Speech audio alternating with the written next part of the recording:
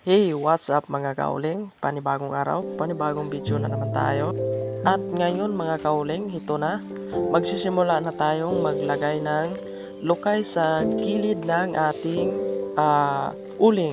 Ito na po yung unang araw natin ng paggawa ng mga dahon ng lukay sa ating uling mga kauling. Itong unang araw. At ang kasama natin po dyan mga kauling ay ang ating kapatid at papa ko na naman.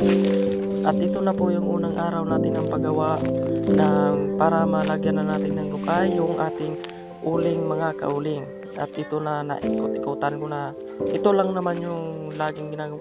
Depende na po sa ibang mga mag-uuling dyan kung anong ginagawa ng pagtabo ng uling. Ito yung ginagawa naman sa aming uling, yung nilalagyan namin ng palibot yung lukay ng aming uling mga kauling.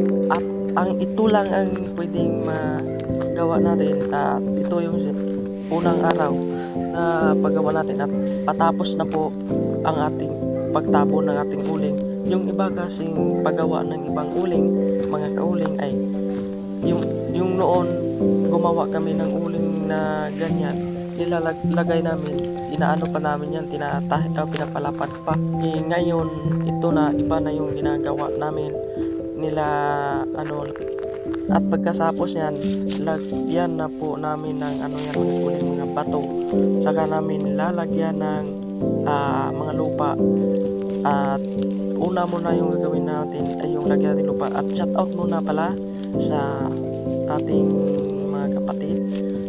Una si Manong Sadboy Vergara at si Manong Danny Vergara at si Dailin Vergara at yung isa pang kapatid natin at si Helen Vergara at saka si Johnny Vergara at saka yung mga pinsan natin na nagsuporta sa atin ng video. Hindi ko na malawag yung iba pangalan. At ito na, nalagyan na natin ng bato. At ito yung pang-5 araw natin na pagtrabaho natin sa ating uling. At maghintay na lang tayo mga kauling na matapos. At update ko na naman kayo.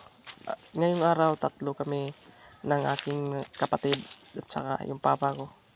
At saka mga kauling, at ito lang yung pinakamahirap na trabaho natin. Wala naman tayong ibang matrabaho kasi ano lang tayo, mahirap lang tayo dyan.